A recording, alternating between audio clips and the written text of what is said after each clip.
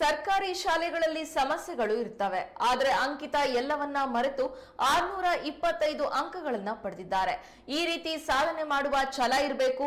ಉತ್ತಮ ಶಿಕ್ಷಣಕ್ಕಾಗಿ ಇಲಾಖೆಯಲ್ಲೂ ಹಲವು ಬದಲಾವಣೆ ಮಾಡಿದ್ದೇವೆ ಎಂದು ಶಿಕ್ಷಣ ಸಚಿವ ಮಧು ಬಂಗಾರಪ್ಪ ಹೇಳಿದರು. ಮಾಧ್ಯಮದವರೊಂದಿಗೆ ಮಾತನಾಡಿದ ಅವರು, ಆಹಾರ ಆಗಿರಬಹುದು, ಕಟ್ಟಡ ಆಗಿರಬಹುದು ಹಾಗೂ ಶಿಕ್ಷಕರು ತೆಗೆದುಕೊಳ್ಳುವ ವಿಚಾರ ಆಗಿರಬಹುದು, ಈ ಎಲ್ಲಾ ವಿಚಾರದಲ್ಲಿ ಹಲವಾರು ಬದಲಾವಣೆ ಮಾಡಲಾಗಿದೆ ಎಂದು ಶಿಕ್ಷಣ ಹಾಗೂ ಎಸ್ಎಸ್ಎಲ್ಸಿ ಪರೀಕ್ಷೆ ಫಲಿತಾಂಶದ ಬಗ್ಗೆ ಸಚಿವರು ಮಾತನಾಡಿದರು.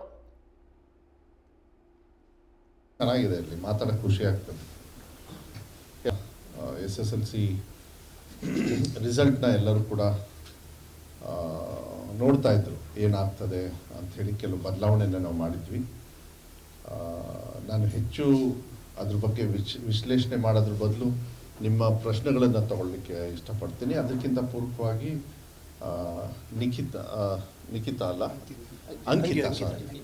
ಅಂಕಿತಾ ಅಂತ ಏನು ಬಾಗಲಕೋಟೆ ಸ್ಟೂಡೆಂಟು ಇವತ್ತು 625ಕ್ಕೆ 625 ಸರ್ಕಾರಿ ಶಾಲೆಯಲ್ಲಿ ಓದಿ, ಕೊರತೆಗಳಿರ್ತವೆ, ನಾನಿಲ್ಲ ಅಂತ ಹೇಳೋದಿಲ್ಲ, ಅದನ್ನು ಮೀರಿಸಿ ಯಾರು ಬೇಕಾದರೂ ಒಂದು ಸರ್ಕಾರಿ ಶಾಲೆಯಲ್ಲಿ ಸಂಪೂರ್ಣವಾಗಿ ಹೈಯೆಸ್ಟ್ ಮಾರ್ಕ್ಸ್ ತಗೋಬೋದು ಅಂಥೇಳಿ ಒಂದು ಕೀರ್ತಿಯನ್ನು ನಮ್ಮ ಇಲಾಖೆಗೆ ಕೊಟ್ಟಿದ್ದಾರೆ.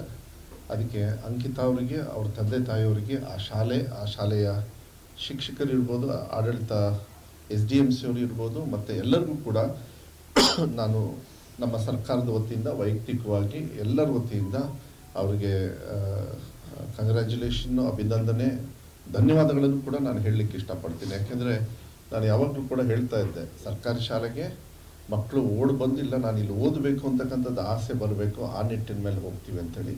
ಸಮಸ್ಯೆಗಳು ತುಂಬ ಇದ್ದಾವೆ. ನಾನು ಅದನ್ನೇ ಅಂಕಿತಾಗೆ ಮಾತಾಡ್ಬೇಕಾದ್ರೆ ಹೇಳಿದೆ, ನಮ್ಮ ತುಂಬ ನ್ಯೂನತೆಗಳಿದ್ದಾವೆ, ಸಮಸ್ಯೆಗಳಿದ್ದಾವೆ. ಅದರಲ್ಲೂ ಕೂಡ ನೀನು ಇಷ್ಟೊಂದು ದೊಡ್ಡ ಮಟ್ಟಕ್ಕೆ ತೊಗೊಂಡಿದ್ಯಮ್ಮ, ನಮಗೂ ಇದು ಒಂದು ಛಲ, ನಮ್ಮ ಆಸೆ ಏನಿದೆ, ಇಲಾಖೆಯ ಆಸೆ. ಯಾಕೆಂದರೆ ಇದು ಒಂದು ದಿವಸದ ಕೆಲಸ ಅಲ್ಲ, ತುಂಬ ವರ್ಷದಿಂದ ಬಳುವಳಿಯಾಗಿ ಬಂದುಬಿಟ್ಟಿದೆ. ನಾನು ಯಾರ ಬಗ್ಗೆನೂ ಬ್ಲೇಮ್ ಮಾಡೋದಕ್ಕೆ ಹೋಗೋದಿಲ್ಲ. ಯಾಕೆಂದರೆ ಮಾನ್ಯ ಸಿದ್ದರಾಮಯ್ಯ ಸಾಹೇಬರು ಮುಖ್ಯಮಂತ್ರಿಗಳು, ಮಾನ್ಯ DK ಶಿವಕುಮಾರ್ ಸಾಹೇಬರು ಉಪಮುಖ್ಯಮಂತ್ರಿಗಳು ನನಗೆ ಇಲಾಖೆ ಕೊಟ್ಟಿರೋದು ಒಳ್ಳೆ ರೀತಿಯಲ್ಲಿ ತೊಗೊಂಡು ಹೋಗು ಅಂಥೇಳಿ. ಅದಕ್ಕೆ ಕಾಲಮಿತಿ ಬೇಕಾಗ್ತದೆ, ಅದು ತುಂಬ ಸಮಯ ತಗೊಳ್ಳೋದಿಲ್ಲ. ಒಳ್ಳೆ ರೀತಿಯಲ್ಲಿ ಮಾಡ್ಕೊಂಡು ಹೋಗ್ತಕ್ಕಂಥದ್ದು. ನೀವು ಮಾಧ್ಯಮದಲ್ಲಿ ಬರೀತೀರಿ, ನೋಡಿ ಈ ಶಾಲೆ ಹಿಂಗಿದೆ, ಮಹಾತ್ಮ ಗಾಂಧಿ ಹೋಗಿರೋ ಶಾಲೆ ನೋಡಿ ಸ್ಥಿತಿ ಹಿಂಗಿದೆ ಅಂಥೇಳಿ ಸಾಕಷ್ಟು. ಇವತ್ತು ಬೆಳಗ್ಗೆಯಿಂದ ಅಟ್ಲೀಸ್ಟು ಇಷ್ಟು ದಿವಸ ಅದೆಲ್ಲ ಬರ್ತಾ ಇರಲಿಲ್ಲ, ಆದರೆ ಈಗ ಒಂದು 2-3 ದಿವಸದಿಂದ ಶುರು ಆಗಿದ್ದಾವೆ. ಯಾಕೆಂದರೆ ನಾನು ರೆಸ್ಪಾಂಡ್ ಮಾಡ್ತೀನಿ, ಯಾರಾದರೂ ನನಗೆ ಮಾಹಿತಿ ಬಂದರೆ ನನ್ನ ಮೊಬೈಲಿಗೆ, ನನ್ನ ಇಲಾಖೆಯಲ್ಲಿ ಗ್ರೂಪ್ ಇದೆ, ಅವ್ರಿಗೆ ಕಳಿಸಿ ಇಲಾಖೆಯವರು ಅವ್ರವ್ರ DDPO ಅವ್ರವ್ರ ಕಮಿಷನರ್ ಅವ್ರವ್ರಿಗೆ ಮಾತಾಡಿ ಮಾಡ್ತಕ್ಕಂಥ ಸ್ವಭಾವನ ಇಟ್ಕೊಂಡಿದ್ದೀನಿ. ಮಾಡಬೇಕು, ಅವಾಗ ಏನಾಗ್ತದೆ, ಇಂಜಿನ್ ರನ್ ಆಗ್ತಾ ಇರ್ತದೆ. ಇಲ್ಲಾಂದರೆ ಎಲ್ಲ ಸರಿ ಇದೆ ಅಂದ್ಕೊಂಡು ಬಿಡ್ತಾರೆ. ಬರೀ ಮಂತ್ರಿಗಳಿಗೆ ಬಂದ ತಕ್ಷಣ ಮಂತ್ರಿಗಳು ಅದನ್ನ ಸಮಸ್ಯೆಗಳನ್ನು ಮುಂದಿಡಬೇಕಾಗ್ತದೆ. ಅದನ್ನು ಮಾಡ್ಕೊಂಡು ಹೋಗೋದು ಒಂದು ಕಡೆಗೆ. ಮತ್ತು ಇನ್ನೊಂದು, ತಮಗೆಲ್ಲ ಗೊತ್ತಿದೆ, ಇಲಾಖೆಯಲ್ಲೂ ಕೂಡ ಕೆಲವು ಬದಲಾವಣೆಯನ್ನು ಮಾಡಿದ್ವಿ. ಅದು ಪೌಷ್ಟಿಕತೆ ಇರ್ಬೋದು, ಪಠ್ಯಪುಸ್ತಕ ಪರಿಷ್ಕರಣೆ ಇರ್ಬೋದು, ಟೀಚರ್ಸ್ನ ಹೆಚ್ಚು ತೊಗೊಂಡ್ವಿ. ಆ ಟೀಚರ್ಸು ಎಂಡಲ್ಲಿ ಬಂದರು.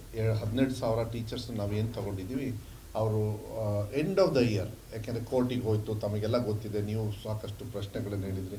ನಾವು ಕೋರ್ಟಲ್ಲಿ ಭಾಳ ಫೈಟ್ ಮಾಡಿ ಮೇಸ್ಟ್ರುಗಳನ್ನು ಇವತ್ತು ಆಗಲೇ ಇಲಾಖೆಗೆ ಪಾಠ ಹೇಳ್ಕೊಡ್ತಕ್ಕಂಥ ವ್ಯವಸ್ಥೆಗೆ ಕಳಿಸಿದ್ದೀವಿ. ಇನ್ನೂ ಸಮಸ್ಯೆ ಇದೆ ಟೀಚರ್ಸ್ದು, ಇನ್ನೂ ತೊಗೊಳ್ತಕ್ಕಂಥ. ಆಗಲೇ ಮಾನ್ಯ ಮುಖ್ಯಮಂತ್ರಿಗಳು ಕೂಡ ಬಜೆಟಲ್ಲೂ ಹೇಳಿದ್ದಾರೆ, ಹೊಸ ಟೀಚರ್ಸ್ನ ಅದು ಏಡೆಡ್ ಶಾಲೆಗಳಿರ್ಬೋದು ಮತ್ತು ಏಡೆಡ್ ಶಾಲೆ ಮತ್ತು ಸರ್ಕಾರಿ ಶಾಲೆ ಅಲ್ಲೂ ಕೂಡ ಭರ್ತಿ ಮಾಡ್ತಕ್ಕಂಥ ಕೆಲಸವನ್ನು ನಾವು ಸ್ಟೆಪ್ಸ್ ತೊಗೊಳ್ತೀವಿ ಅಂತ. ಅದನ್ನು ನಂಬರ್ ಹೇಳಿಲ್ಲ, ಇದೆಲ್ಲದೂ ಕೂಡ ಬೇಕಾಗ್ತದೆ. ಯಾಕೆಂದರೆ ಇಲ್ಲಾಂದರೆ ಕ್ವಾಲಿಟಿ ಆಫ್ ಎಜುಕೇಷನ್ ಬಿದ್ದುಬಿಡ್ತದೆ. ಅದು ಒಂದು ಭಾಗ.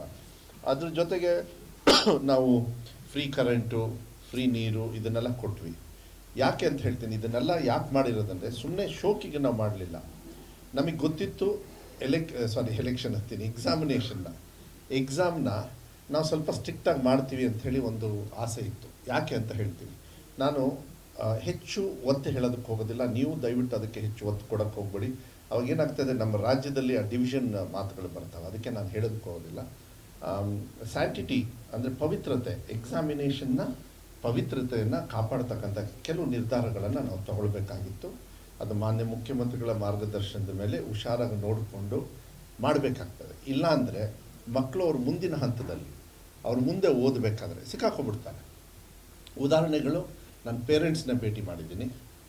ಕೆಲವರು ಇಂಜಿನಿಯರ್ಸಿಗೆ ಹೋಗಿ ಸಿಕ್ಕಾಕೊಂಡಿದ್ದಾರೆ, ಡಾಕ್ಟ್ರಿಗೆ ಹೋಗಿ ಸಿಕ್ಕಾಕೊಂಡಿದ್ದಾರೆ, ಹೈಯರ್ ಸ್ಟಡೀಸ್ BComಗೆ ಹೋಗಿ ಸಿಕ್ಕಾಕೊಂಡಿದ್ದಾರೆ. ಯಾಕೆಂದರೆ ಎಲ್ಲೋ ಹಿಂದೆ ಮಾಡಿರ್ತಕ್ಕಂಥ ಕೆಲವು ನ್ಯೂನತೆಗಳನ್ನು ಅದನ್ನು ನಾನು ಎತ್ತಿ ಹಿಡಿಯೋದಕ್ಕೆ ಹೋಗೋದಿಲ್ಲ.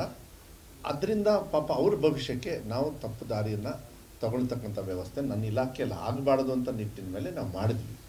ಅದು ವೆಬ್ ಕ್ಯಾಮು, ವೆಬ್ ಕಾಸ್ಟಿಂಗು ಇದೆಲ್ಲ ಮಾಡಿರೋದ್ರಿಂದ ಅದನ್ನು ಜನರಲಾಗಿ ಮಾಡಿದ್ವಿ. ಮುಂಚೆ ಏನಿತ್ತು ಪಿಕ್ ಆ್ಯಂಡ್ ಚೂಸ್ ಥರ ಇತ್ತು, ಈಗ ಪಿಕ್ ಆ್ಯಂಡ್ ಚೂಸ್ ಅಂತ ಮಾಡಲಿಲ್ಲ, ಸ್ಟ್ಯಾಂಡರ್ಡಾಗಿ ಮಾಡಿದ್ವಿ.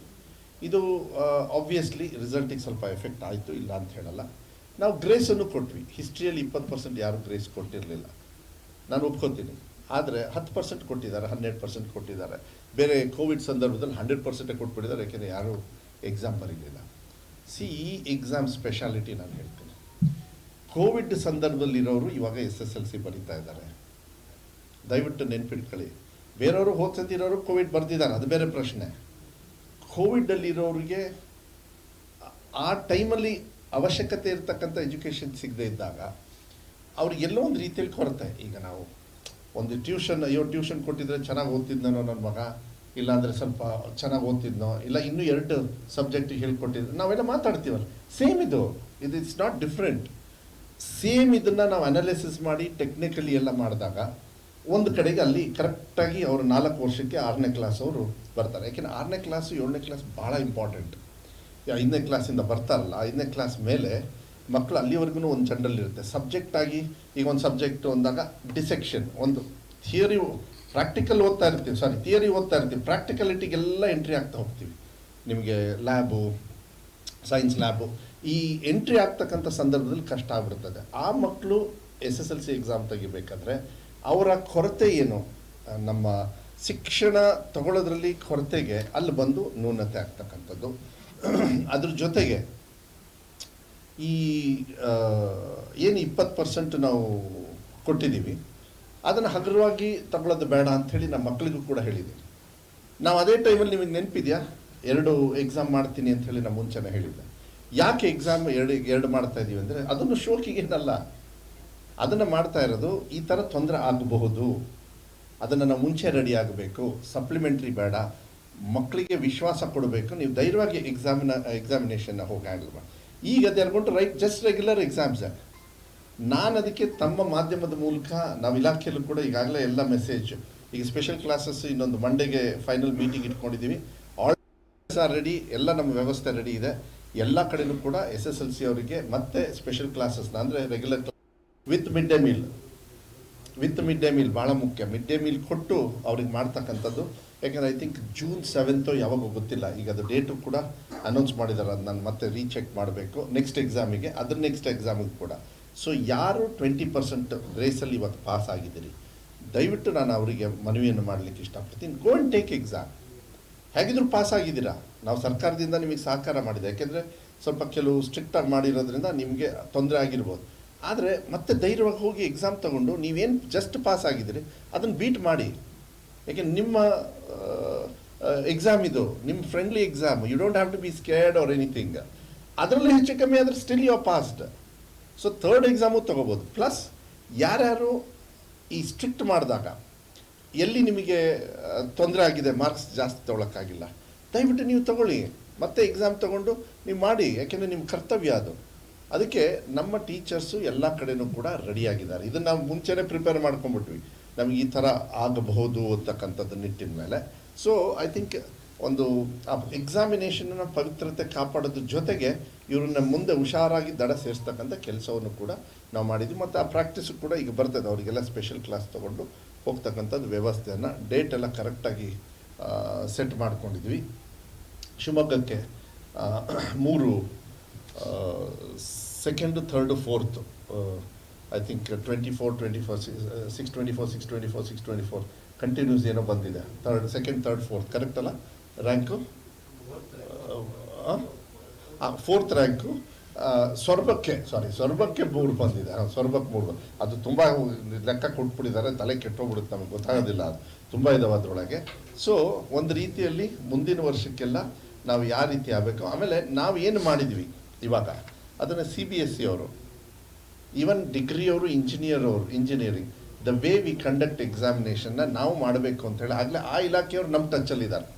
ನೀವು ಯಾವ ರೀತಿ ಮಾಡಿದ್ರಿ, ಅದಕ್ಕೆ ಎಷ್ಟು ಖರ್ಚಾಯಿತು, ನಾವು ಯಾವ ರೀತಿ, ಅದಕ್ಕೆ ನಮ್ಮ ಪ್ರಿನ್ಸಿಪಲ್ ಸೆಕ್ರೆಟರಿ ರಿತೇಶ್ ಅವ್ರು ಹೇಳ್ತಾಯಿದ್ರು, ಸರ್ ಕ್ಯಾನ್ ವಿ ಅವರಿಗೆ ಕೊಡ್ಬೋದಾ ಈ ಥರ ಮಾಹಿತಿಯನ್ನು, ದಯವಿಟ್ಟು ಕೊಡಿ ಅಂದೆ. ಯಾಕೆಂದರೆ ನಮ್ಮ ಮಕ್ಕಳನ್ನ ನಾವು ಫಸ್ಟೇ ಒಳ್ಳೆ ರೀತಿಯಲ್ಲಿ ನಾವು ಕರ್ಕೊಂಡು ಹೋಗಬೇಕೇ ಹೊರತು ನೀವು ದಯವಿಟ್ಟು ಕೊಡಿ, ಅವ್ರವ್ರಿಗೆ ಅವ್ರವ್ರ ಇಲಾಖೆ ಗೊತ್ತಿರುತ್ತೆ. ಅವ್ರು ಎಲ್ಲ ಎಕ್ಸಾಮ್ CET ಆ ಎಕ್ಸಾಮ್ ಎಲ್ಲದಕ್ಕೂ ನಾವು ಮಾಡಬೇಕು ಅಂಥೇಳಿ ತೀರ್ಮಾನ ಮಾಡಿದ್ದೀವಿ ಅಂತೇಳಿ ಜನರಲ್ಲಾಗಿ ಅವ್ರು ಹೇಳಿರೋದು. I think it's A good move. ಯಾರು ಗಾಬರಿ ಆಗೋದು ಬೇಡ. ವಿ ವಿಲ್ ಬಿ ಫ್ರೆಂಡ್ಲಿ ಆಗಿರ್ತೀವಿ, ಮಕ್ಕಳಿಗೆ ಏನು ತೊಂದರೆ ಏನಿಲ್ಲ. ಫೇಲ್ ಆಗಿರೋ ಮಕ್ಕಳಿಗೆ ಮತ್ತೆ ಅವ್ರಿಗೆ ಅವಕಾಶ ಇರೋದ್ರಿಂದ ಮತ್ತೆ ಇವಾಗ ಅವಕಾಶನ ತಗೊಳ್ಳಿ. ಶಾಲೆಗಳಿದ್ದಾವೆ, ಸ್ಪೆಷಲ್ ಕ್ಲಾಸಸ್ಸು ನಾವು ಇನ್ನೊಂದು ಹೇಳಿದ್ದೀವಿ, ರೆಗ್ಯುಲರ್ ಕ್ಲಾಸು ಮತ್ತೆ ಯಾರಾದರೂ STMC ಅವ್ರು ತೀರ್ಮಾನ ಮಾಡಿ, ಇಲ್ಲ ನಮ್ಮ ಊರಲ್ಲಿ ಯಾಕಂದರೆ 78-75 ಶಾಲೆಗಳು 0 ರಿಸಲ್ಟು, ಅಂದರೆ ಕಂಪ್ಲೀಟ್ಲಿ ಎಲ್ಲ ಫೇಲ್ ಆಗೋಗಿದ್ದಾರೆ. ಹೋದ ಸತಿ 28 ಏನೋ ಇತ್ತು, ಈ ಸತಿ 75 ಆಗಿದೆ. ಬಿಕಾಸ್ ಆಫ್ ಈ ಏನು ಪವಿತ್ರತೆಯನ್ನು ಕಾಪಾಡ್ತಕ್ಕಂಥ ಒಂದು ಸಂದರ್ಭದಲ್ಲಿ ಆಗಿದೆ. ಬಟ್ ಅದು 0 ಅಂತೇನು ಬೇಡ, ಮತ್ತೆ ಎಕ್ಸಾಮ್ ಚಾನ್ಸ್ ಇದೆ. ಎಕ್ಸಾಮಿಗೆ ಅವರಿಗೆ ಟ್ರೈನಿಂಗ್ ತೊಗೊಂಡು, because it's the responsibility of teachers and the government. ನಾವು ಗೌರ್ಮೆಂಟ್ ಅವರು, ನಾನು ಪಾಠ ಹೇಳ್ಕೊಡಲ್ಲ, ನಾನು ಮಿನಿಸ್ಟರ್ ಆದ್ರೂ ಕೂಡ ನಾನೇನು ಪಾಠ ಹೇಳ್ಕೊಡಲ್ಲ. ನನ್ನ ಎಜುಕೇಷನ್ ಬಗ್ಗೆ ಟೀಕಾ ಟಿಪ್ಪಣಿ ಎಲೆಕ್ಷನ್ ಬಗ್ಗೆ ನಡೀತು. ಆದರೆ ಮಕ್ಕಳಿಗೆ ಕೊಡ್ತಾ